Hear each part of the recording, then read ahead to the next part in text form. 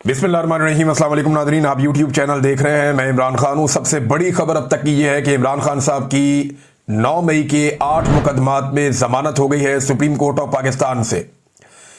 इससे पहले इमरान खान साहब पे सैकड़ों मुकदमात थे, एक एक करके उनके मुकदमात खत्म होते चले गए। बहुत सारे खत्म हो गए, बहुत सारों में उनकी जमानत कंफर्म हो गई, बहुत सारी सजाएं उनकी मुअत्तल हो गई। और उसके बाद अब इमरान खान साहब पे जो है वो 9 मुकदमात बाकी थे। 9 में से 8 मुकदमात फारिग हो गए हैं। अब इमरान खान साहब पे सिर्फ एक मुकदमा बाकी है, जिसकी वजह से वो अडियाला जेल में मौजूद है। वैसे मुकदमात की वजह से तो इमरान खान साहब अडियाला जेल में नहीं है। इमरान खान साहब को बेगुनाह जेल के अंदर रखा गया सिर्फ इसलिए कि पाकिस्तान की जो मिलिट्री एस्टेब्लिशमेंट है वो उन्हें अपना दुश्मन समझती है और वो ये चाहती है कि इमरान खान साहब माफी मांगे। जैसा कि फील्ड मार्शल के स्टेटमेंट में भी आपने देखा, डीजी आईएसपीआर के स्टेटमेंट में भी आपने देखा, हर दूसरे दिन टाउट्स आते हैं और वो ये कहते हैं कि सच्चे दिल से पाकिस्तान तहरीक इंसाफ माफी मांगे, वरना ये कर देंगे वो कर देंगे। तो ये एक पुरानी कहानी है जो चल रही है। एक बात तो साबित हो गई इस फैसले से कि 2 साल तक इमरान खान साहब को 9 मई के 8 केसेस में नाहक कैद रखा गया है। ये जो 9 मई के 8 केसेस में इमरान खान साहब को 2 साल तक जेल के अंदर रखा गया, ये नाहक कैद रखा गया है। ये बात आज सुप्रीम कोर्ट ऑफ पाकिस्तान से साबित हो गई और यह भी साबित हो गई कि पाकिस्तान की अदालतों ने एक आले के तौर पे काम किया। एस्टेब्लिशमेंट का वो हथियार बनी और इस हथियार ने पाकिस्तान तहरीक इंसाफ को कुचलने में अपना पूरा किरदार अदा किया। अब चाहे ये लोअर जुडिशरी है, चाहे ये हाई कोर्ट्स हैं, ये सारा मामला आपके सामने है। ये अदालत ने फैसला दिया क्यों? देखें, अब हर तरफ जजेस कंट्रोल कर दिए गए हैं। सुप्रीम कोर्ट ऑफ पाकिस्तान में एक कंप्रोमाइज्ड किस्म के जजेस को पहुंचाया गया है। लेकिन मामला यह भी है ना कि जजेस पे भी दबाव होता है।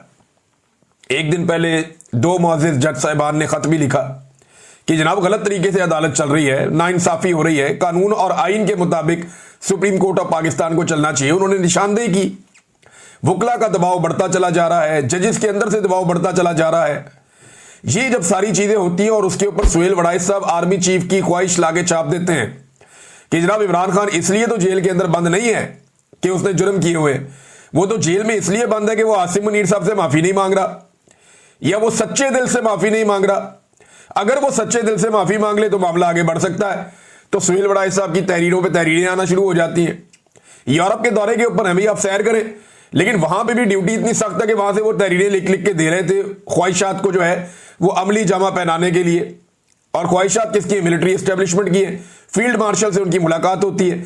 ये सारी चीजें मिलकर अदलिया के ऊपर एक बहुत प्रेशर बना गई थी और अदलिया जो है बहुत बुरी तरह एक्सपोज हो गई थी। फिर एक के बाद एक तारीख हो रही है, एक के बाद एक तारीख हो रही है। अदालत के अंदर क्या हो रहा है? अडियाला जेल में वहां पे 4थी मरतबा तारीख दे दी गई है। इमरान खान साहब का केस लगने नहीं दिया जा रहा वहां पे। ये वहां पे सूरत हाल है। सुप्रीम कोर्ट ऑफ पाकिस्तान में इसमें बार बार की तारीख दी और बिलाखिर इमरान खान साहब को बेल देना पड़ी।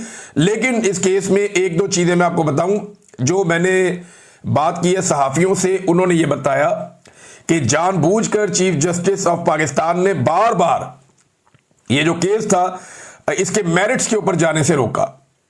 यानी केस के आपने मेरिट्स देखने होते हैं ना कि भाई ये गवाही सच्ची है या झूठी है। तो सुप्रीम कोर्ट ऑफ पाकिस्तान ने मेरिट्स के ऊपर जाने नहीं दिया वकला को। ऐसा लगता है सुप्रीम कोर्ट ऑफ पाकिस्तान नहीं चाहती थी कि पंजाब हुकूमत या पाकिस्तान की एस्टेब्लिशमेंट या जो अदलिया है, लाहौर हाई कोर्ट हो गई, या जो दहशतगर्दी की अदालतें हैं, उनके सारे जजेस एक साथ मुतनाज़े हो जाएं, क्योंकि उन्होंने नाइंसाफी पर मबनी फैसले दिए हैं। वो पुलिस वाला टेबल के नीचे घुस गया, सोफे के नीचे घुस गया, पुलिस वाला पर्दे के पीछे छुप गया, वो इतनी दूर से 4-4, 5-5 बैरियर क्रॉस करके सारी सिक्योरिटी में से गुजरता हुआ सलमानी टोपी पहन के वो इमरान खान साहब के सामने पहुंच गया। भाई इस तरह की गवाहियों के ऊपर कौन खड़ा होता है?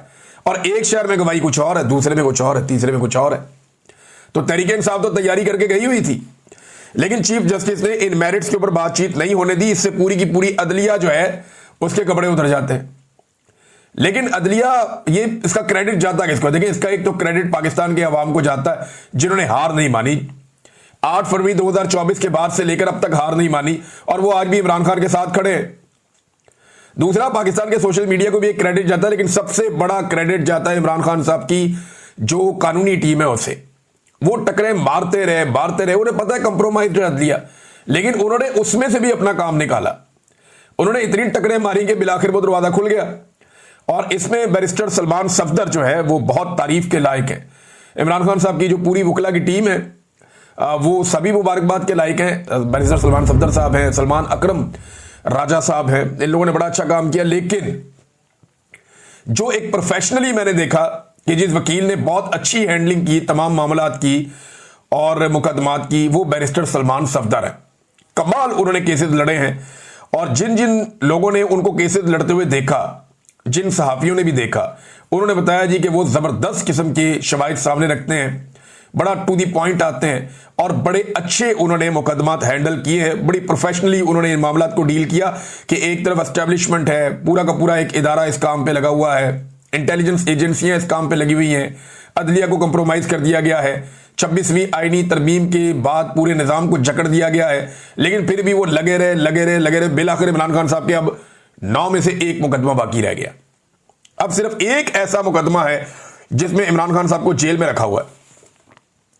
इस मुकदमे में जाने से पहले मैं आपको बताऊं कि लोगों ने बड़ा जश्न मनाया, वकला ने बड़ी खुशियां मनाई हैं। कई जगहों पे वकला जो है मिठाइयां बांट रहे हैं, बार काउंसिल्स के अंदर लोग खुश हो रहे हैं, नौजवान खुश हो रहे हैं। तो एक सोशल मीडिया पे हर जगह पे एक सेलिब्रेशन है, लोग इसके ऊपर जश्न मना रहे हैं कि इमरान खान साहब के 9 मई वाला बयानिया भी जो है वो उलट गया। वहां पे भी उनकी अब जमानत हो गई है इमरान खान साहब की। नून लीग बड़ी अजीबोगरीब सूरत हाल में, उसे समझ नहीं आ रही इन जजों को गालियां देनी है या नहीं देनी, क्योंकि ये वही जजेस हैं जिन्होंने हर तरह की सहूलतकारी इस निजाम के लिए की है। ये वही जजेस हैं जिन्होंने वो सारे काम किए हैं जो एस्टेब्लिशमेंट ने और नून लीग ने उनसे गंदे काम करवाए हैं। ये सारे वो जजेस हैं जिन्होंने मिलिट्री कोर्ट्स जैसे एक घटिया काम को भी इन्होंने जवाब फराहम कर दिया और उसके हक में फैसला दे दिया। अब जब सुबह जज तब्दील हुए ना, तो उसमें यह पूछा गया इमरान खान साहब की फैमिली से कि जनाब आपको कोई एतराज है? उन्होंने कहा कोई एतराज नहीं है, जो भी जज हमें इंसाफ दो। सिर्फ अच्छा किया उन्होंने, वरना कई जर्नलिस्ट और बाकी लोग ये कह रहे थे कि जनाब अतरफुल्ला साहब को लाना चाहिए था या शहजाद साहब को लाना चाहिए था, जो दीगर जज है, जो न्यूट्रल जजेज हैं, उनको लेकर आना चाहिए था। ये जो जज लाए गए हैं रिजवी साहब, इनके बारे में कहा गया कि जनाब ये मिलिट्री कोर्ट्स के हक में इन्होंने फैसला दिया हुआ है, ये बहुत गलत हो जाएगा।